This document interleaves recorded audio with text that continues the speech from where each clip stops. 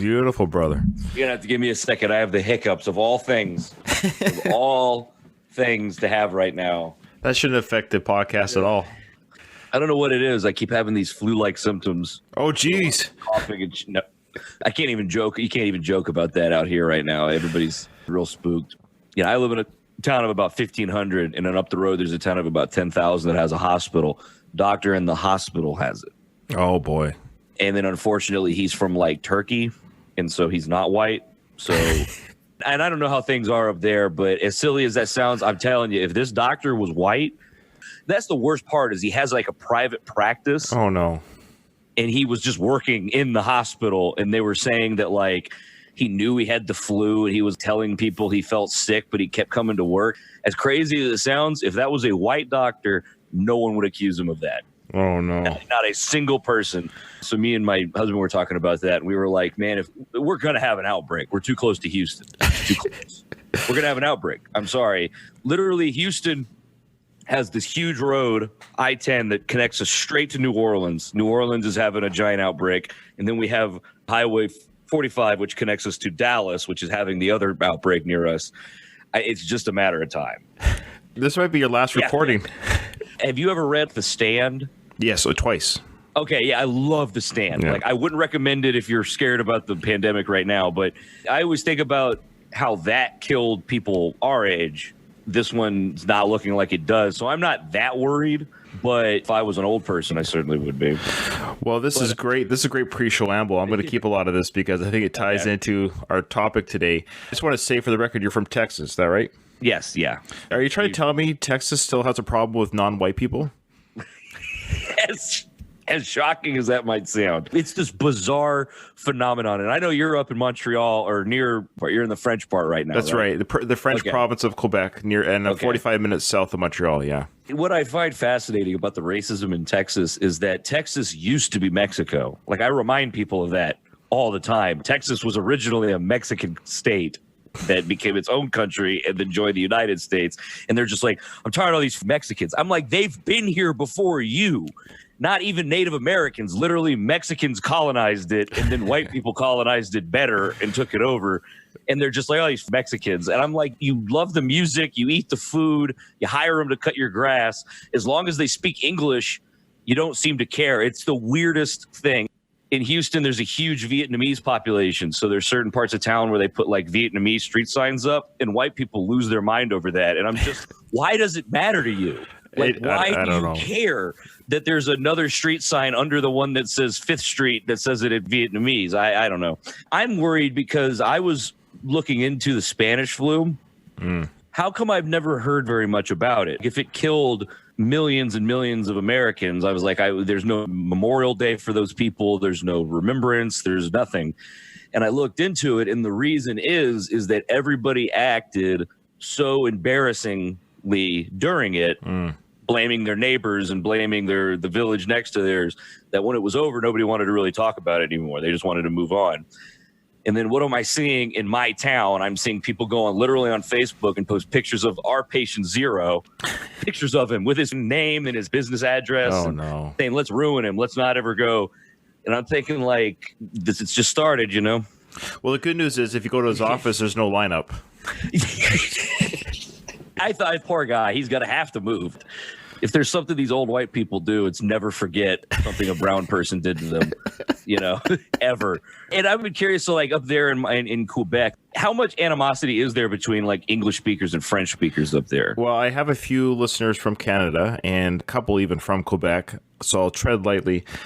It's like this, so just like we're experiencing in tech. Off the mic, you've referred to them as non-humans, French speaking non-humans. That's right. These non-entities. It's like everywhere. I think anytime any culture or any race of people, from anywhere in the world, deals with something that's not their own, people have a weird way of acting. I think that's just the end of the day. Yeah. It's racism. It's just people don't know how to function. I'm not that way personally. I really don't care. It's too exhausting for me to be different. It's a great word to explain it. Exhausting. To think, oh, he's brown, he's black, he's gay, he's straight. My end of the day, are you an asshole or not? That's all I care about. Welcome to the worst of the best podcast.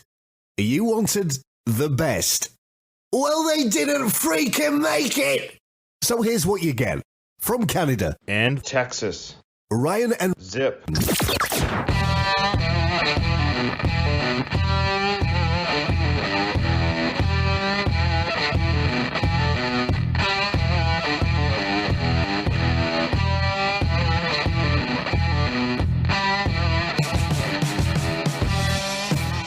welcome to the Worst of the Best podcast. I am your host, and with me today we have a returning guest host, Zipp, from the No Redeeming Qualities podcast. How you doing, Zipp? I am doing good. I got a bit of a chest cold and some flu-like symptoms and a real dry cough and not a very runny nose. But other than that, I think I'm good. And you have a fever too, so you should be fine. Yeah, I've got a fever, yeah. You were on the Arnold Schwarzenegger episode, I believe. Mm-hmm. You've also guest on the Rocky series podcast that I do as well, I think at least once, if not twice. I believe I've only done it for Rambo 5. We still haven't done Rocky. We Ironically. we have not gotten around to Rocky. No, we're talking about some diseases here today. Yes. We just picked this topic randomly. That's right. Yeah, it is. It doesn't tie in with any current events going on. Yeah, I had this topic in mind about 2 years ago. It just so happens we're in the middle of a pandemic. Yeah. So yeah, things are crazy right now in the world. I thought to myself, because of the COVID-19 virus, I wonder what other... Stop you right there. Yeah, please. I'm an American, so we call it China virus. Oh. So I need you to respect my culture. Okay, my apologies. No, I'm sorry. That's the humor. That's the reason why you're on the show, Zipp. You bring the humor. I love it. And I should say, we'll plug your show, of course, a million times. No Redeeming Qualities podcast is a favorite of mine. I've listened to every episode from the beginning. That is a true story. I love their shtick. Zipp and Bob are funny. They're a little bit crass at times, which is fine. You guys have calmed down a little bit. You're a little bit more user-friendly than you were in the early days. And we're also just getting older, I think. Yeah. You just get a little... You're a little bit more Howard Stern 2020 than Howard Stern 1998. That means a lot. There you go. We've taken this list of 10 diseases in the world that affect the world every year, and this is actually from the World Health Organization. So that's a pretty reputable source, would you say? Oh, yeah. Okay, so we're going to start at the bottom. This is the top 10 diseases. A lot of these diseases I've heard before, but I guess I was shocked, or maybe not shocked, about how many people die every year because of these diseases. Everybody always thinks of like the Black Plague, and they think of these like sexy Stephen King nightmare kind of diseases, but usually it's your basic, very straightforward diseases that are the ones that really get the high up their numbers. Yeah, so we're going to give these diseases the respect they deserve. So when people think of the deadly diseases in the world, they are probably right now jumping to the COVID-19. That's what their brain is going to, because it's in the headlines. Did you know that 56.5 million people died just in 2015 from these 10 diseases that we're going to talk about? That's a huge number. It's a lot of people. It's the same thing where they're talking about like India is going on shelter in place, and that's 1 billion people. And it's hard to even wrap your mind around 1 billion people having to do something like that. But yeah, these are definitely some heavy hitters as far as diseases go. The statistics that we're using are from 2000 to 2015. So we're going to talk about numbers of increase, decrease. So, how are these diseases doing today? So it's a couple years old, but obviously the numbers are still just as valid today as they were a few years ago. All right. So we'll start with number 10, cirrhosis of the liver.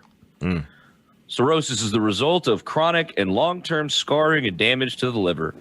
The damage may be the result of a kidney disease, or it can be caused by conditions like hepatitis and chronic alcoholism. So normally, a healthy liver filters harmful substances from your blood and sends healthy blood into your body. As the substances damage the liver, scar tissue forms. As more scar tissue forms, the liver has to work harder to function properly. Ultimately, the liver may stop working. For the most part, if you get cirrhosis of the liver, you're a booze hound. That's I always feel like that's a courtesy thing. They're like, it can also be a kidney thing. You're usually an alcoholic. It's usually, yeah. So the risk factors, like I said, chronic alcohol use, fat buildup around the liver, and then hepatitis. A real fun weekend. Stay away from behaviors that can lead to liver damage to help prevent cirrhosis. Long-term alcohol use and abuse is the leading cause of cirrhosis, so avoiding alcohol can help you prevent damage. Likewise, you can avoid non-alcoholic fatty liver disease by eating a diet that's healthy, rich in fruits and vegetables, and low in sugar and fat. And lastly, you can reduce your likelihood of contracting hepatitis by using protection during sex and avoiding sharing anything that can have traces of blood, like needles, razors, or toothbrushes. If you get cirrhosis of the liver, you kind of went out of your way to get it. Like, I was just gonna say, it doesn't seem like I woke up with cirrhosis one day. It's like never really shocked. How many people get told you have cirrhosis of the liver and like deep down truly feel like they don't understand what caused it? Of the 10, I think this one might be the most preventable. Yeah, that's a very true point. It's ironic too, because I think liver transplants are actually pretty easy because they could just cut part of somebody else's liver out and put it in you, but they won't do it if you're an alcoholic. I think most people, that's why they just don't get a liver transplant. Are you an alcohol drinker? I drink socially, so no. Because I have no friends and I never go out, no. Now's the time to pick up an alcohol problem. Yeah, There's really. nothing better to do, and you're probably going to die anyway. That's true. Go out drinking. You should make note here of how many deaths a year approximately this. Oh, yeah. 1.2 million deaths in 2015. Right. And I'm assuming that's worldwide, correct? Yes. It's 2.1% deaths worldwide are caused just from drinking. That's crazy. I mean, that's absolutely. Do you have any alcoholism in your family? No, actually. Alcoholism runs on the dad's side of my family like really bad, and so people have to really keep an eye on it. But I had an uncle who was just a full-blown alcoholic, but he was a really fun alcoholic, like goofy, silly. Right. And so like we would go stay at his house, and he would make us ice cream, and then he would put whiskey in his vanilla ice cream bowl. We put syrup on ours, and he would put whiskey, and we would laugh, and we thought that was so silly, not knowing how severe of a problem. I mean, he's long dead now. Oh, you think? Cirrhosis. Yeah, cirrhosis. And then actually, he was in this very interesting situation where he also smoked half a carton of cigarettes a day. So he had cirrhosis and lung cancer pretty much at the same time, but the cirrhosis is what did him in. So, that's been dead for 20 years. And it's not a secret that he was an alcoholic. Like everybody knew that he was an alcoholic. He went out doing what he loved. And that is what's sad about cirrhosis is it's one of those diseases that could be caused by a lifestyle problem. And the doctors will sometimes just tell them to not even bother to quit drinking. Right. They'll just say, you're 67 with like severe cirrhosis of the liver. You're dead in like 5 years anyway. So you might as well just keep drinking. Yeah. It's really sad, actually. Well, number 9, I'm surprised this is still an issue. This is, I practice this word. I'm having a hard time. TB. Tuberculosis. This might be the first time somebody else has a hard time saying a word. Oh. Tuberculosis. Tuberculosis. There, I got it. Consumption. Oh my goodness. Yeah, consumption. That's right. Yeah, back in the old days in Texas. That's right. Doc Holliday had this, didn't he? A lot of people have caught it. I don't know why they called it consumption, because I think you withered away. Maybe. Guess. Well, it's a lung condition caused by bacteria called Mycobacterium tuberculosis. Okay. TB. I hate this word. I hate it. Why did I choose this one? It sounds like you have it. Oh, he's dying. It's a treatable airborne bacterium, although some strains are resistant to conventional treatments. And TB is one of the top causes of death in people who have HIV. About 35% of HIV-related deaths are TB-related. Okay, I didn't know that part. This is one of these ones where medical health care systems are obviously a huge help or factor in preventing deaths. So I would say that people who die from TB, which is 1.3 million deaths a year, are probably people that don't have access to medication and treatment. For a long time, tuberculosis was a huge problem in Russian prisons, to where a huge chunk of the people who caught it was like a Russian prison problem. And I see that the article says that it's fallen 1.5% since 2000, with a possible goal of it being eradicated by 2030. I've never even heard of tuberculosis being eradicated. I'm an instructor at the recruit school here in Canada. Everyone gets tested for TB still, but it's very rare that I don't hear of anyone having it. But everyone's still tested for it. Do they prick a little blood on their forearm? Yeah. Yep. The risk factors are, of course, diabetes, HIV infection, a lower body weight, proximity to others with TB because it's infectious, it's airborne, and regular use of certain medications like corticosteroids, or drugs that suppress the immune system. So the best prevention then against TB is to get the BCG vaccine, goes without saying, and this is commonly given to children. So if you think you've been exposed to TB bacteria, you can start taking treatment medication called, oh my gosh, why do I have all these terrible words? You got screwed on that. Man. Hemoprophylaxis. Oh, man, you're good. To reduce the likelihood of developing the condition. So this one's a little bit more preventable. Vaccination, medicine, and of course, if you don't have these things, unfortunately, it still killed in 2015 1.3 million people. It's a lot harder to hold tuberculosis against somebody than cirrhosis of the liver. You know, you can't really blame them for catching tuberculosis. No, that's true. That's very true. But yeah, tuberculosis is also one of those diseases that you're scared of, but I don't really think I even know what it does, truly, like what part of it kills you. I just know that what we said, it affects your lungs and stuff. Probably breathing, probably suffocates you. It's probably just the usual lungs quit working. Ugh. And we should say for our listening audience who maybe just jumped on this episode just because of you, how it works here on the worst of the best. These are the best diseases that kill people, if that makes sense. These are the ones. These are the diseases that are the best at being diseases. There you go. Thank you. Well said. What we're going to do, and I don't know your pick and you don't know mine, and I'm still making my decision as we go through the list, which is often the case with the show. Which one is it that you would least likely want to die by? Okay, well, speaking of what I don't want to die by, number 8. Ugh. Dehydration due to diarrhea. Mm-hmm. This is a real issue. Kills 1.4 million people. In the American Civil War, dysentery killed 1 out of every 5 soldiers. Wow. You had a better chance of shitting yourself to death in a ditch than you did getting hit by like a cannonball. Diarrhea is when you pass 3 or more loose stools in a day. If your diarrhea lasts more, I feel like I should really have to explain what diarrhea is, but if your diarrhea lasts more than a few days, your body loses too much water and salt, which will cause dehydration, which will cause death. Diarrhea is usually caused by an intestinal virus or bacteria transmitted through contaminated water or food. It's particularly widespread in developing nations with poor sanitary conditions. Diarrhea diseases, second top cause of death in children younger than 5 years old. Breaks my heart. I hate About 760,000 children die from diarrhea each year. That's crazy. Isn't that? That's think about that. Yeah, that's a mountain of children, of bodies of children. It just blows my mind. I can see how it happens in like a war situation because there's a lot going on. But I just think about what a nightmare it has to be if you have a singular baby and the baby has such bad diarrhea that you literally cannot keep enough fluid in it. It's crazy. And it dies of dehydration, you know, because if you've ever had a really bad hangover and you get like a Pedialyte, diarrhea is what Pedialyte was created for, to essentially pump babies as full of many electrolytes as you can.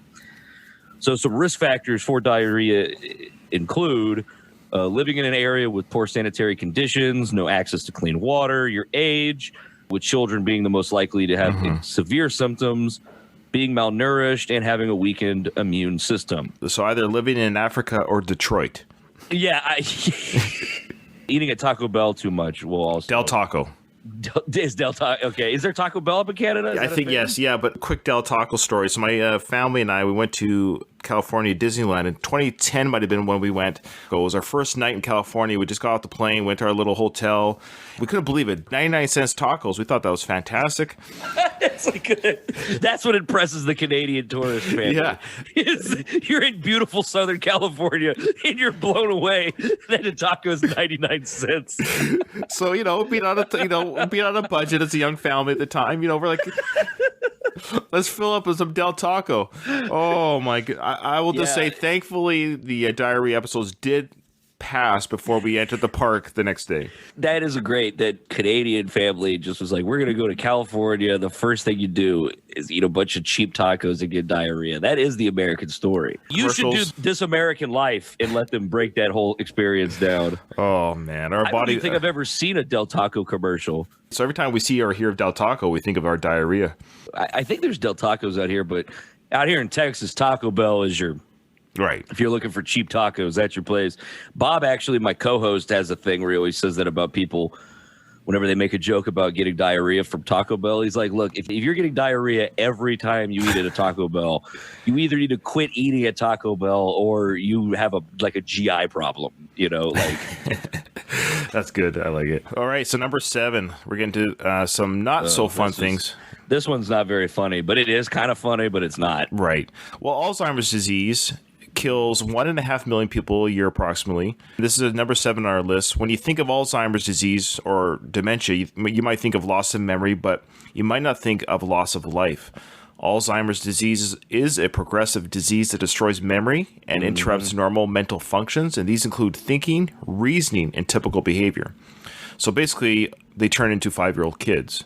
If you've ever had, I don't want to say deal with, because deal with is a little rude. Well, no, a family member, a close one, yeah. If you've ever had to take care of somebody with Alzheimer's or dementia, it's frustrating. It's difficult. It's hard on them. It's hard on the people who take care of you. It's all around a real crap time.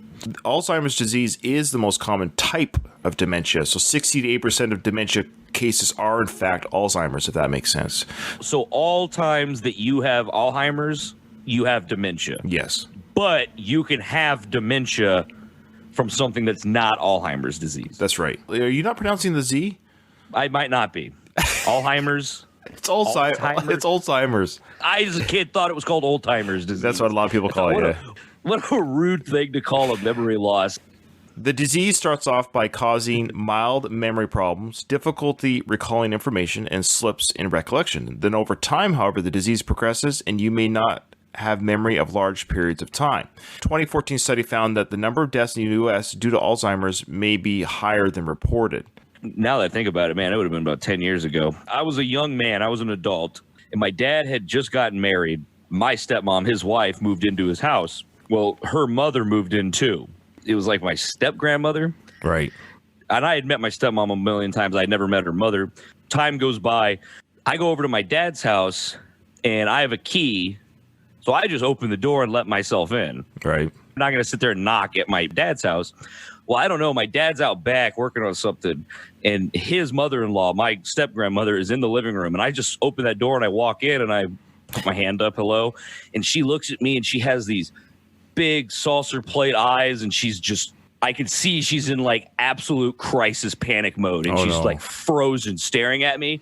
And I'm looking at her like, hey. And she just starts screaming and just runs out, called my dad, and was just saying, home invader, there's a home invader, there's a home invader. My dad didn't tell me that she had severe dementia. Oh, no. Did you not think that was something I would need to know? Because I walked right into your house, and so she didn't remember me, so she thought I was just a guy breaking into her house. And that's kind of my dad in a nutshell, is like, you didn't think that was important. You didn't think severe memory loss was something that people need to know when they talk to somebody. I was going to say rest in peace to my father. He got bit by a spider, and he's dying now. So what? My dad claims he got bit by a spider on his porch yesterday, and now he's being really dramatic about it when he's texting me. And I'm just making fun of him. That's awesome. I grew up, I was like super scared of my dad. He was like one of those kind of guys. Sure. And then he's such a wiener when he gets sick. That's the funniest thing that you learn when you're an adult. Yeah. Just a complete wiener. I have adult children right now. When I raised them, I was a wiener right away, so they're not surprised when they become adults.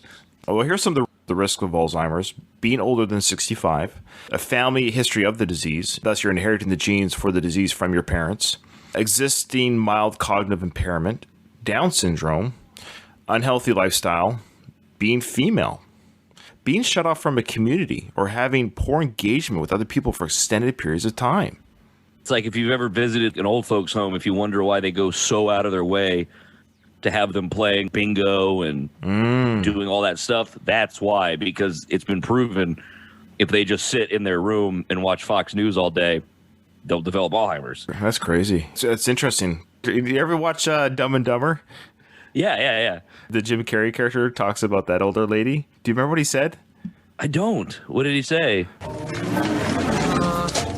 have change of $1? Change? No, I'm sorry, I don't. Oh, well, could you do me a favor and watch my stuff here while I go break $1? Of course. Thanks.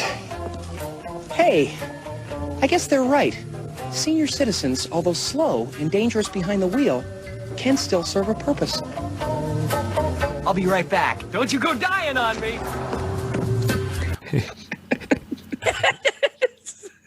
I love that. It makes me think of old school. They're doing the funeral for the old man, And I think it's either Vince Vaughn or Will Ferrell says that. He's like, Look, please don't beat yourself up over this thing, Mitch. It's not your fault. Damn it, Blue is old. That's what old people do. They die. Sorry. and then it zooms out and there's like a bunch of old people around him. The leading cause of death amongst old people is death, yeah. Yeah, there's no current way to prevent Alzheimer's, but one thing that may be helpful in reducing your risk of the disease is a diet that's high in fruits and vegetables, low in saturated fats. I have found that when you're on a healthy diet, whatever the diet called, South Beach, keto, I don't care, low sugar, low carbs, low processed food would be your key. Fresh food, low sugar. It prevents so much. It's crazy, from cancer to everything. They've proven that sugar, refined sugar, processed sugar is not the best thing for your body. Neither is alcohol or smoking. Go figure. That's true. We're not health professionals. We just want to make that clear. Healthy diet seems to be a lot of the prevention for a lot of these. Put it this way, it doesn't hurt. Yeah, it doesn't seem like it ever is going to put you at risk to eat some vegetables every so often. Yeah, can you imagine? The number one cause of cancer is vegetables. Yeah, that's right. Right now, there's the panic buying going on. Thankfully, we live in a rural area, so our grocery stores haven't been quite picked clean. But I go down there when the panic started, and like all the meat was gone. Yeah, it's weird. Even if you have a big freezer, why is this your priority? You get some non-perishables. I just noticed that Alzheimer's kills 1.5 million people a year. Did we say that? That's a lot. I didn't know it was that many. Yeah. All right, number 6, diabetes. This one's probably in my future. Diabetes is a group of diseases that affect insulin production and use. In type 1 diabetes, the pancreas can't produce insulin. The cause of that is unknown. Mm-hmm. And in type 2 diabetes, the pancreas doesn't produce enough insulin, or that insulin just cannot be used effectively. Type 2 diabetes can be caused by a number of different factors, including poor diet, lack of exercise, and being overweight. Yes. People in low to middle income countries are more likely to die from complications of diabetes. Risk factors in prevention: excess body weight, high blood pressure, older age, not exercising, and an unhealthy diet. While diabetes isn't always preventable, you can control the severity of symptoms by exercising regularly and maintaining good nutrition. Also, adding more fiber to your diet can help with controlling your blood sugar. So diabetes is a pretty popular one. Everybody probably knows at least somebody. Mm-hmm. I would imagine everybody at least knows somebody who has type 1 and type 2. Mm-hmm. Kills 1.6 million a year. Type 1 you're born with. You can't really get rid of it. But type 2 you develop, and you can actually get rid of it. Yes. Yeah. If you just change your diet good enough. Diabetes is a nightmare for a country like mine. U.S. has a problem with diabetes because you're getting hit kind of on all sides. So you get hit on the initial of that we are just a kind of fat people. We are just a large people that like to eat and drink. That puts you at risk of diabetes. It's further complicated by our absolute die-hard refusal to do anything with universal health care. You know, I live in the rural south of the United States. So there's a lot of people out here who definitely are not on board with universal health care. They're scared it's going to cost a lot. When a guy catches diabetes, when you think about how much it would cost to sit him down and tell him what diabetes is, because that's the craziest thing. Like, I've met people out here don't understand what it is. Right. They don't even know why they have it. If you would just spend that money and get them healthy, it's a lot cheaper than letting his foot literally start to rot off. And then now the taxpayer has to pay for his amputation and his prosthetic and his medicine. And so that's why a place like the United States, we get decimated by a thing like diabetes because we don't have access to health care and we're uninformed. And it's not always a weight thing. That is also true. It doesn't help. But 5-6 years ago, I was doing blood work in the military, and I hate to spout off the keto diet, ladies and gentlemen, but I'm just telling you what worked for Ryan. That's all I'm doing here. So I was doing blood work, and the doctor said to me, I forget what the numbers were, but he said, you're in danger there, Ryan, of close to getting type 2 diabetes. And I looked at myself, and I looked at him and said, I'm going to get diabetes. Look at me. I'm not obese. And he said, well, it's not always just a matter of just being quite, having extra pounds on you, but your blood sugar and your high blood pressure, it's causing all the right things that your body is prone to. Some people can just be prone to it. So I started the keto diet and got blood work, and after 6 months, all signs and symptoms of every blood work came back amazing.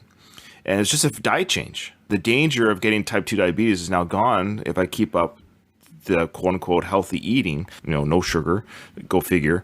Not Ruben, but my brother Jason, who's been on the show a couple times, he has type 1. He was born with it. And thankfully, with medication, it's, he's with us today, which is wonderful. At 14, he got diagnosed with it. He's lived with that for 30 years. You can always tell when a fat person's amputation was diabetes related. You could always tell because it's what are the odds that you're morbidly obese and you got attacked by a shark? Like what is more likely here? Yeah, the 300-pound surfer or... It is scary. Like, this is a disease that I am absolutely 100% in the risk factor for. Well, no, you're a very handsome man. Don't you worry about it. Oh no, I mean I'm overweight. I'm not gonna deny that. Yeah, so this is where I'm actually looking at kind of myself, and I'm like, I'm 30. I might need to start turning the ship around so I can not be dead by the time I'm 50. I know you can do it. And I know you've talked to me offline about keto, so I'd recommend it. That's the thing. I'm more than capable of losing the weight. I know exactly what I need to do. Like I just can't get myself to do it. That's cocaine. You see, yeah, that won't work either. Okay, all right. I mean, it will. I just don't want to. I can't afford a coke. Is it still expensive? Cocaine? I don't even know. Is it expensive? In the 80s, it seemed to be the thing, but I don't know. I wonder if it's still running the price tag. I don't do enough cocaine to give you an accurate answer to that. Well, get back to me on that. Let me know. Yeah, I'm sure the Navy would love to hear you. Oh, right. That's right. I think I have some military listeners. Okay, I was just joking, guys. Whew, I do love people. I knew when I was in the military, I knew guys who would pop hot on cocaine. Yeah. And I'm like, I get weed because weed's in your system for a bit. But I'm like, cocaine is in your system for 2 to 3 days. Yeah. We don't do random blood checks here, though. Or P checks, I mean. We don't do them here. Oh, really? Oh, my God. They do it constantly in the United States. If you take any leave, it's an automatic drug test when you come back. Oh, they just don't trust you guys. Yeah, it doesn't matter if you take a 2-day leave or a 30-day leave. You come back, you automatically get... I've been in for 17 years in the military. We do blood work and what have you, and you do give urine samples, but it's always, you're there for a reason, it's voluntary or whatever it might be. Or for a deployment, we do a screening for deployments. Do your blood, but it's for medical reasons to make sure you're healthy, but it's never random. A never random urine check, ever. And I don't know about the other branches, but the Marine Corps, you would probably be embarrassed at how much time, money, and effort the Marine Corps spends constantly drug testing everybody. And they always do it in the most inefficient way. So my favorite is they make everybody in the whole company get in one long line to go into the bathroom because you have to have a pecker checker looking at your penis. Yep. And they don't break it up. They make everybody drink a bunch of water and then get in the 200-person line. And then somebody at the end's like, I'm about to piss in my pants right now. And they're like, well, you're at the end of the line. Eventually, they either piss in their pants or they just say, I can't do this. I have to go pee. And they go pee. And then they have to go sit and drink more water to get at the end of the line. Oh, man. Just to pee again. And then so it's this thing that takes 9 hours to get everybody through. And it's just the most inefficient system anyway. But anyway, we're talking about diabetes. So that's just take care of your pancreas, and your pancreas will take care of you. Unless it's you're born with it, which they don't know why, but that just happens. Okay. Number 5, trachea, bronchus, and lung cancers. So respiratory cancers, including cancers of the trachea, larynx, and bronchus and lungs, the main causes are smoking, secondhand smoke, and environmental toxins. But household pollution such as fuels and mold also contribute. So a 2015 study reports that respiratory cancer accounts for about 4 million deaths annually. In developing countries, researchers project an 81 to 100% increase in respiratory cancers due to pollution and smoking. Many Asian countries, especially India, still use coal for cooking. Oh, man. Clean burning coal. Oh, man. Solid fuel emissions account for 17% of lung cancer deaths in men and 22% in women. 1.7 million deaths in 2015, 3% of the deaths worldwide, and it's actually on the increase, I guess, as cities get bigger and... Yeah, pollution and urbanization and all that. And risk factors of prevention are don't smoke, don't live in these areas that blow smoke in your face. Other risk factors for these cancers include family history and exposure to environmental factors such as diesel fumes. So aside from avoiding fumes and tobacco products, it isn't known if there's anything else that can be done to prevent lung cancers. However, early detection can improve your outlook and reduce the symptoms of respiratory cancer. I think with lung cancer, though, I'm sure the lion's share is going to be either cigarette smoking related or you worked in a coal mine. And if you do both, boy. Well, or both, yeah. You a cigarette smoker?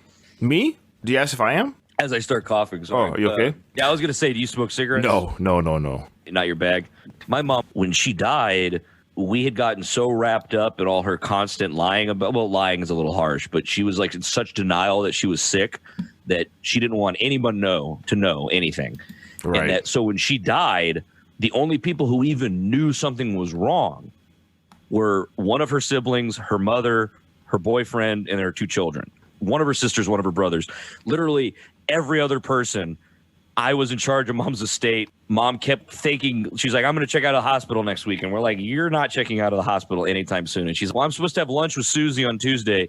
And then so Mom dies, and I have to just pick up the phone and be like, oh, hey, Susie, yeah, I see in the calendar you're supposed to have lunch with Mom on Tuesday. I don't think that's going to happen, you know.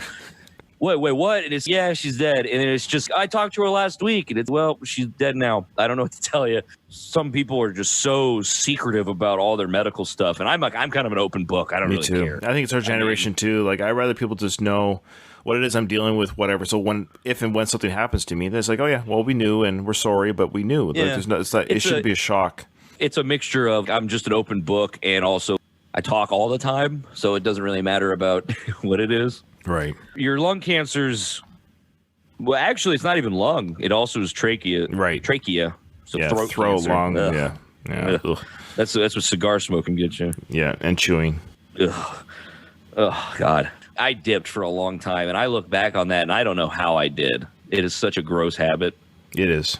I'm sure that's prominent in the Navy, though. Yeah, a lot of people do, and I hate seeing it. Number 4, chronic obstructive pulmonary disease.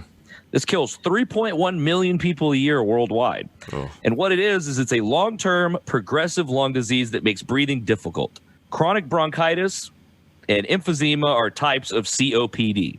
In 2004, about 64 million people around the world were living with it. It's probably the same number today, approximately. This one probably hasn't changed very much. Yeah. So risk factors include smoking or secondhand smoke, lung irritants like chemical flames, family history, or having a history of respiratory infections as a child. There is no cure for it, but its progression can be slowed down with medication. The best way to prevent COPD are to stop smoking and to avoid secondhand smoke and other irritants. People always kind of bunch in emphysema with lung cancer because they're both kind of the end result of cigarette smoking. Right. But I think the difference is that, like, cancer is a thing that grows inside of your lungs, whereas this is kind of damage just to the lungs themselves. Yeah. Kind of long-term, the actual lungs themselves are starting to fall apart on you. Emphysema, when I was a little kid, our neighbor was a chain smoker, and he had emphysema and had the oxygen tank and everything. Right. That stuff scared the hell out of me. You know, and then I went on to smoke myself, but still. Oh, you're a smoker? So it didn't. Not anymore. Okay. I quit smoking cigarettes about 4 or 5 years ago. Good. And then I picked it back up last year, but only for a couple months because I was trying to quit something else. So I kind of leapfrogged from one bad habit back to another. Right. But yeah, I haven't been a regular cigarette smoker in a long time. And then I quit dip about 2 or 3 years ago. Good. Now we just gotta get you off that soda pop. Hey, you see the sugar is actually the soda is not the biggest of the problem. Diet's definitely. What do you drink? Soda? Like fully loaded soda. I usually prefer Diet Coke, which it's no substitute for water, but yeah. Stay hydrated with Diet Coke. I don't want to say that like it's healthy to drink Diet Coke. When we like to have a treat, like if at a restaurant or whatever, Diet Coke is totally allowed. There is no sugar, but yeah, there's other quote unquote chemicals. You're not living off of it, of course. Yeah. No. Let's go to number 3, lower respiratory infections. So a lot of lung issues, which shouldn't be surprising. 3, 4, and 5 on this list all involve your lungs. Yeah. And this is obviously made before coronavirus. So something to keep in mind is that if you're somebody who catches coronavirus and you have to go to the hospital, the people who are catching and suffering from diseases 3, 4, and 5, still exist, still need that equipment, and they still need that respirator in the hospital bed. So that's why they're so desperate to get people to stay home, is you still have to treat all these other lung people. And then just to be graphic. No, go ahead. In the United States, we have the ventilator shortage, which I'm sure that's a very common thing in every country. Yeah. What people have to understand about those ventilators is that if you're in a situation where you're going, oh my God, Ryan, we're losing Ryan, he needs a ventilator. That window is this big. To go from he needs a ventilator to get him hooked up to a ventilator, essentially hold your breath. How long can you just hold your breath for? So when they say these people need the ventilators, they can't wait.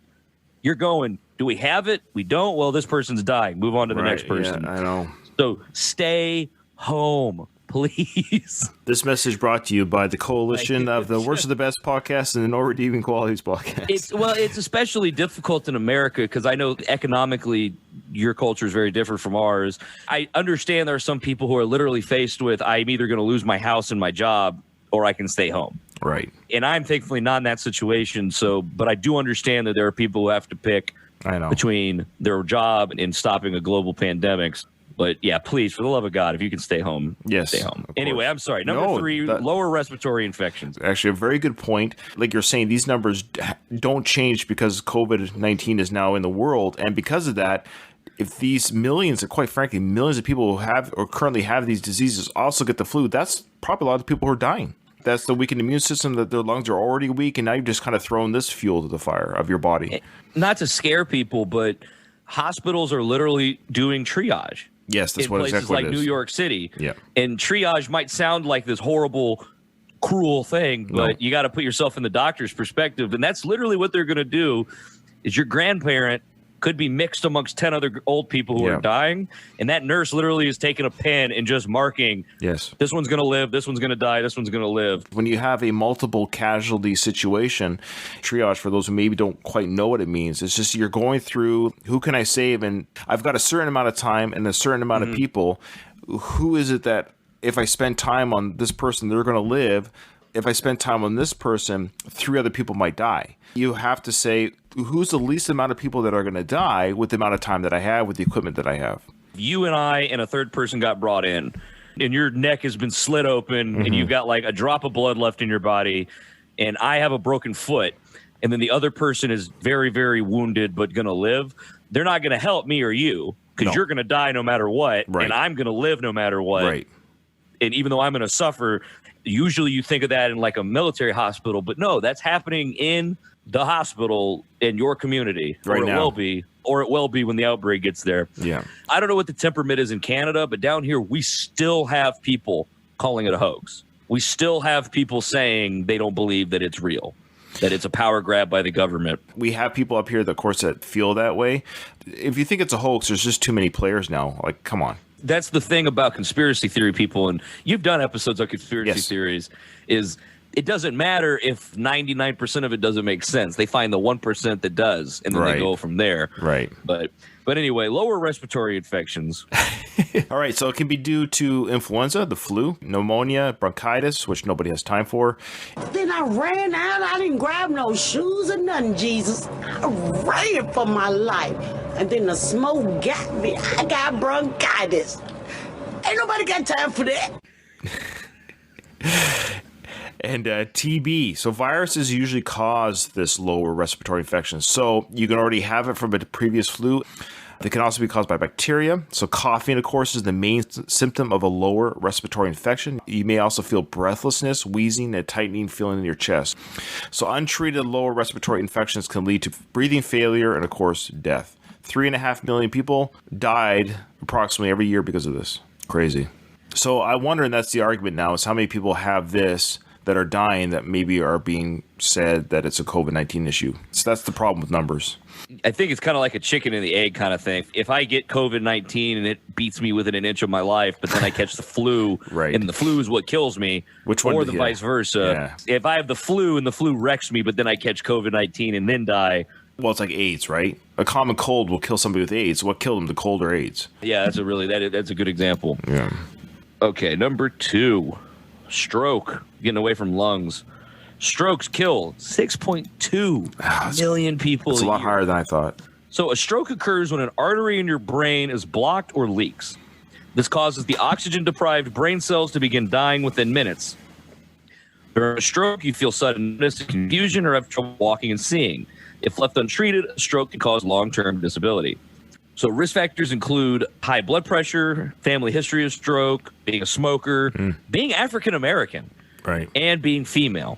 There's sickle-cell anemia, which is a blood disease that literally only affects black people. The gene that gives you black skin is also the gene that makes you susceptible to this disease, something like that. Okay. I don't know if being black puts you at risk of being higher for stroke or if it's a cultural thing, though, because I've heard both sides. I've heard that African Americans have a lot of diabetes and high blood pressure and stuff, but it might just be their diet. I've also heard that black people just have a lot of high blood pressure because of racism. Oh, jeez. I've heard that they say that just living in an environment like that of constant, fear and stress, sure, be yelled at all the time. So some risk factors of stroke can be reduced with preventative care, medications, and lifestyle change. In general, good health will lower your risk. Right. So strokes kind of seem like unless you're taking a medicine that can cause you to stroke out, strokes just kind of seem like they happen. You should avoid smoking, drink in moderation, because these increase your risk. That scares me. Yeah. Stroke does kind of scare me. I'm not in the risk area for it yet. So yeah, strokes kill a surprising amount of people, and outside of general preventative maintenance and care, there's really not a whole lot I think you can do. There are anti-stroke medicines, but they're probably only given to people who've already suffered one. Right. We always think about like people not being able to speak when they have a stroke. That's the part that scares me of having a stroke, is not necessarily the numbness, it's the not being able to talk. That's the part that seems like it would be really freaky. Okay, so number one, now if people who are listening are wondering, what could be number one? Now, before I say what it is, you're going to be like, oh, of course, but this is now, 2015, I'm sure it's the same now because it's only on the rise, 8.8 million people died from the number one killer, the number one killer disease in the world is heart disease or coronary artery disease. So this is the deadliest disease in the world. Although it's still the leading cause of death, mortality rates have declined, though, in many European countries and in the U.S. This may be due to the better public health education and access to healthcare and forms of prevention. However, in many developing nations, still mortality rates of CAD are on the rise, and increasing lifespan, socioeconomic changes, and lifestyle risk factors play a role in the rise. Okay, so here are some risk factors. High blood pressure, high cholesterol, smoking again. Boy, just don't smoke. Family history of CAD, diabetes. So diabetes kind of rolls into this. So if you have diabetes, you can die from that, or you can also just get a heart. And just being overweight. Talk to your doctor if you have any of these risk factors. Ways we can prevent it: exercise regularly, maintain a healthy weight and diet, eat a balanced diet, avoid smoking, and drinking only in moderation. I like how it says avoid smoking, like cigarettes are being randomly tossed in your mouth that you have to suck down. You're dodging the smokes. I think what's interesting is that they always tell you to drink alcohol in moderation and eat bad food in moderation, but just avoid smoking. As well, it sounds like smoking really just damages you. Yeah, just don't even smoke. Don't even do it in moderation. Well, because if you think about it, I mean, they talked about pollution being an issue. You're basically just sucking on your own pollution. You're like, here's pollution intake. Or like, I'm just literally putting my mouth over the pipe of a car. And now that marijuana is getting more and more legalized everywhere, especially in North America, I love a good joint. I don't know if we could talk about that on here, but it's legal in Canada, right? Legal in Canada, so knock your socks off, I love a good joint every so often, but, well, how is this not bad for your lungs? So I looked it up, and apparently just smoking a marijuana cigarette does not really do any damage to your lungs. It is specifically tobacco smoke and all the chemicals and shit. It's the chemicals, right? It's not smoke. Like it's like saying campfire smoke. Though smoke will kill you because smoke inhalation will. Having anything in your lungs that's not supposed to be there is probably going to cause problems. Right. Heart disease kills. Did you say it killed 8.8 million? God, that is crazy. Of the 56 million people that have these combined diseases, 15% of them die with heart disease. That's what those got it. Got it. But still, it's still a lot of people. That's right. So 56. So if you're one of the 56 million people, who have one of these diseases, you have a 15% chance dying of the heart disease. That's how it works. The reality of the situation is I mean, I am a walking like late 50s heart attack. Like that's, Stop it. I mean, I tell my husband that all the time. I say, you know, I think about like we're hoping to have a baby in the next year or two, and I'm just thinking like, I'm glad I don't have to do all the high school stuff because I'll be gone by then. Stop it. Don't say that. That's stuff for the stepdad to deal with. My wife's 8 years younger than me, and I always tell her, when I die, I would fully expect you to find a younger, handsome, richer man. By all means, I give you my full blessing. My husband's 5 years younger than me, and I always tell him, like, you're 5 years younger than me and significantly more healthy than me. You need to be prepared for the last third of your life to spend it alone, you know? Right. Like, we need to plan for that. My grandparents actually did that. My grandpa was a real big dude, and my grandma was like super healthy. And they even talked about like, well, we need a plan for when I die, and then you're alive for the last 15 years. And that's kind of what's happened. So, oh, wow. Yeah. There you go, ladies and gentlemen. Those are the top 10 diseases. There's probably others, of course, but those are the top 10 killers in the world. Yeah. 56 to 60 million a year. I'm sure the number hasn't changed in the last 5 years. Are dying every year. That's a lot of numbers. And not to say the COVID-19 isn't a serious issue, and it should not be, should not be social distancing or whatever you want to call it to prevent spread, because I think it exacerbates issues it's going to exacerbate issues. That's why they're saying those who get it, those who have pre-existing conditions right now who get the virus, that's why it's dangerous for those people in particular. And something to point out about COVID and those statistics, I see people say that too. They're like, this many people die of heart attacks every year. People die. And it's like, that is true. But that heart attack death, if you look at the 5 million people who die this year from heart attacks, a good chunk of those were long term, like long time in the coming, a long time in the making. 30 years of lifestyle choices led to that heart attack that killed you. You caught COVID 3 days ago, and now you're dead. Right. That's the difference. Yeah. It's aggressive. Yeah, it's aggressive, and it's here. When the outbreak first started, people were talking about the swine flu from about 10 years ago. And they were like, the swine flu killed 20,000 Americans. And so far, COVID's only killed 3 people. And I'm like, that's like going, more people died in World War I than in the first week of World War II.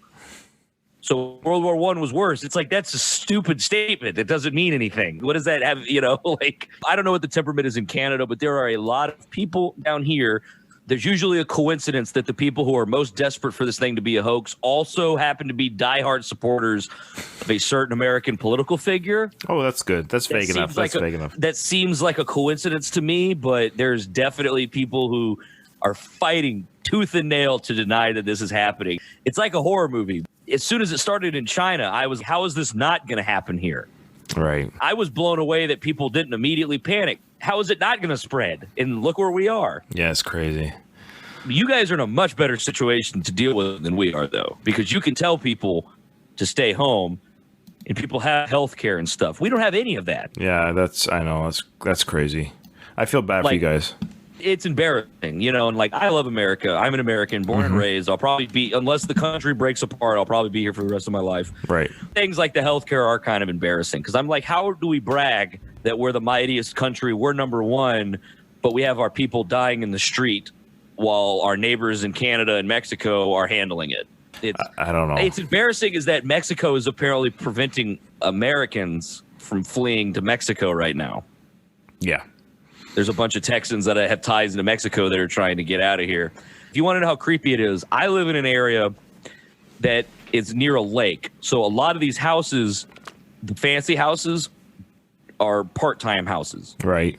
People who live down in the city and they own this as their second house.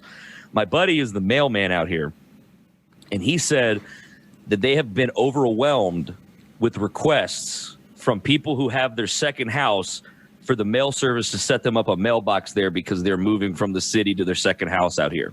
Jeez. So people in Houston are just fleeing the city because they know it's coming, Yeah, right. Hopefully we don't look back on this episode in a couple months and go, well, that was quaint when they were joking about it. This will probably be out in a week or two, so hopefully the world is getting better by then. So when people are listening to this... Yep. I want to be optimistic. Let's just say when this episode gets released, it will be, they had nothing to worry about, will be the discussions that people are going to... Yeah, that's very true. Okay. of these 10, Zip, if you had to choose, which one is the last one on your list that you'd want to suffer? The one I should worry about is probably the heart attack and diabetes. Mm-hmm. Cirrhosis really scares me because I've seen what it does. But if I had to pick, it'd be dementia. Oh, wow. Explain. I do not want dementia. I would much rather my heart pop and me just die in the kitchen than die in an old folks' home, not knowing my name, not remembering my family, not remembering anybody, being confused. That just sounds like hell on earth. I would rather just go and just fall and be dead in the mud than, because then you got to think about my sister and my husband and your children. And so, yeah, dementia scares the shit out of me. I agree. So I have a kind of a stipulation. I know it's kind of cheating. I totally agree with you, and I think a lot of people probably would agree with you, and I do too, about Alzheimer's. What does make it terrible, and you hinted at it before, was what it does to other people. Even if you have cancer or if you have other diseases, at least you can have a conversation with your loved one saying, I'm dying. Exactly. Yeah, you're like, I know that I'm dying. My lungs, I can't breathe. Well, at least we can say goodbye to each other, and I love you. You can have a conversation with somebody even as you're dying. Your mental faculties are still in place. Whereas, unfortunately, somebody with Alzheimer's, it's just, you're beside your loved one, and you can't even properly say goodbye because the person's like, who are you? It's like, have you ever seen The Notebook? Yeah. I mean, I'm not ashamed to admit it's a very sad movie. Yeah, well, and it showcases in a Hollywood way, but still a real way of what it's like for people. But I will have one little stipulation. The only on a selfish note, this is just so I agree with that choice. I think it would be hard pressed to prove Alzheimer's is the worst way to go for everyone involved. But on a selfish note, because if I truly had Alzheimer's, I wouldn't even be aware of what I'm doing to people. But with a stroke, what scares me the most about a stroke is not dying from one, but surviving one. and being paralyzed on one side. Yes, I admit that's a selfish thing. I totally understand that. But just being paralyzed my face or the side of my body. So selfishly speaking, living with the effects of a major stroke would, half my body paralyzed or face paralyzed is like, ugh, that scares me to death. So that actually scares me. These other things don't scare me. The non-selfish part of me is I wouldn't want to hurt other people with my living with Alzheimer's. The selfish part of me is me personally living with half of my body frozen because of a stroke. And so there you go. It's kind of cheating. But if it's possible for me to have a disease that caused others to suffer, I would probably take. Like, did you see Logan? Yeah, of course, yeah. With I want whatever seizures those are that Professor X has that causes everybody else to be in pain. Yeah. I don't think that's part of the list here. What superpower disease can I have that affects everybody? If I had to pick which one's going to kill me and kill me quick, I might say tuberculosis, just so everybody could say the consumption got me. Yeah, he died of the consumption. I think we're all in agreement that Alzheimer's ultimately is the worst. I think probably it's the worst. Yeah. Even though it doesn't kill the most people, it's the worst way to go for everyone involved. Yeah. All right. Well, that's a fun episode. A little gloomy, but what isn't gloomy is if you survive this global pandemic, you can still go to nrqpodcast.com and you can listen to the No Redeeming Qualities podcast every Monday, and you can find us wherever podcasts are found. We actually, just at the time that we're recording this, had our first episode of a YouTube show. We are attempting a monthly YouTube show for our patrons. We decided to make it free for everybody. So if you go to the NRQ, the No Redeeming Qualities YouTube channel, you can watch that. It's got visuals and stuff. It's a YouTube show. Other than that, mostly we deal with the podcast. So that's nrqpodcast.com. Like I said, I'm a big supporter, listener of your show, so I highly recommend that for our listeners. And you go ahead and plug, you are a network. You are actually Yes, yeah. We are Gamma Gator Productions, which is our air quotes network. We also do other non-sexy stuff, like we do voice work and editing services for people. But we also make podcasts. So we have No Redeeming Qualities. And then we have a political podcast called One Big Toilet, which is about American politics. And for a long time, it was covering the Democratic primary. But now we're kind of shifting back to doing more themed episodes. So the one that just came out was about stock buybacks. It's on my queue right now. If you've heard about what a stock buyback is, you want to know a little bit more information, check out One Big Toilet and you can learn more. Third show on our network is called State Your Take. That's another Houston-based podcast. It's a comedy show, more about African-American centric. State Your Take. Go subscribe to them. Give them a listen. And they're great. Gamma Gator Productions. And I listened to both. I listened to all three. Because that's how much I support you guys and what you do. And I love all their shows. I love their takes. Yeah. It's easy right now, and there's 3 shows. We're hoping to add a couple more in the future as we grow. The virus is definitely thrown everything off course, but sometime in the next year, I hope to have a website finally for everything. So awesome. All right. Well, thank you so much. And thank you for listening, everyone. And remember, in front of every silver lining, there's a cloud, and we're here to help you find it. Thanks, Zipp. no problem.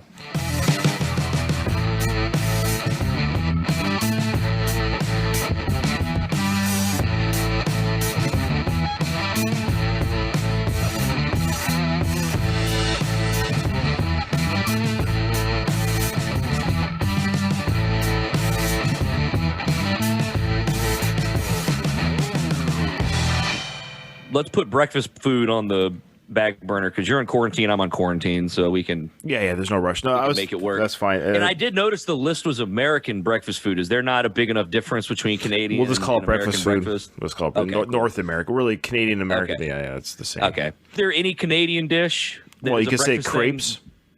Crepes. There you go. That would probably be. Yeah. See, but we even know what crepes are. I know what they are. I've never eaten them. Right. If it wasn't for Ricky Bobby, I don't know if I'd even know what. That's funny. Yeah, good one. It's always a little long-winded when I'm on here. No, it's. I should have expected that. I shouldn't even assume we'd have time for a second one, but we will ultimately. So just let me know. Yeah. Well, yeah. Just give me the list, and I love doing this kind of format is my favorite. So you just tell me what it is you need done, and we'll do it. So awesome. As long as it's something I know about, if you were doing like top 10 anime characters. No, I don't have any of those. That's awesome. I really do appreciate it there, Corey. So we'll talk soon. All right. Talk to you then. All right. Bye-bye. Bye.